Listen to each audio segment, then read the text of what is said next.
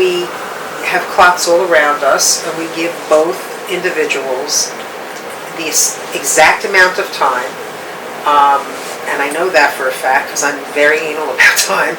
Sometimes I've had pushback where people have said, well, I didn't get a chance, and it's exactly the same amount of time on both people. I ask that one person talk while the other one sits quietly and sits on their world, another Imagoism.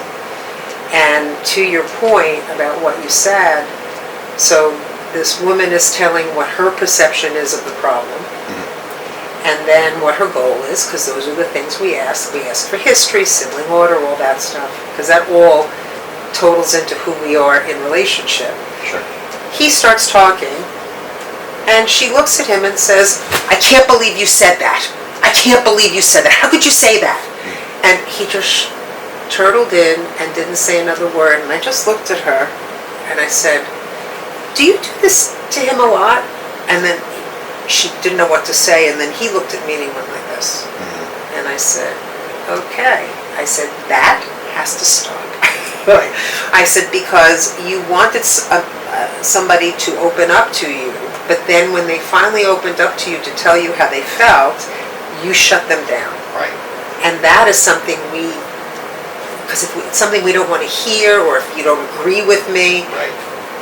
So to your point. Right, because I've seen that too, where, an individual will try to open up, and then the partner will say things like, how could you feel that way? Yes. Yes. And like an accusatory sort of tone. Yes. And of course it's like, well, and this is typically, not always, because there are always outliers, right, on the Pareto distribution, of course. Make sure you say that again for people. There are always outliers. So this is not, it always happens. Those are words we teach our couples not to say. That it's never, never, or always, and all the time. Right. So there are exceptions to the rule, so to speak. Okay. So, when they hear something where someone's, challenging how they feel about something, then they start to question their own emotions. And so in the process, typically, that's the guy, and the guy will just shut down and not say anything anymore. Yes. And because he's being accused of emoting improperly. Yes. Yes. Yes. And that becomes an issue. And, I do know too, again, some of the more recent science that I've kind of touched on, like for per unit of stress, women can experience their negative emotions much greater.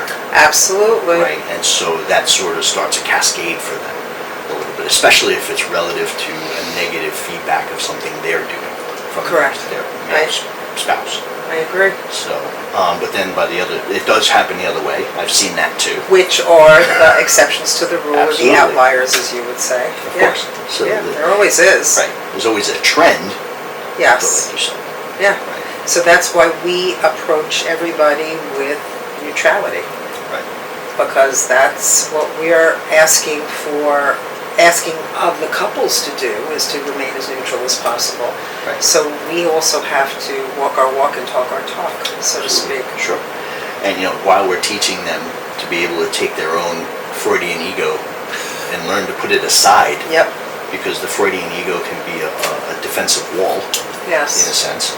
And allow what the other person is saying to penetrate.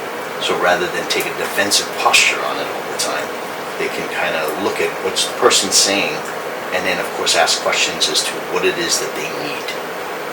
Because that's something that doesn't happen as often when I see a new couple. No, I get it. Yeah, I agree with you. It has to be taught. Right.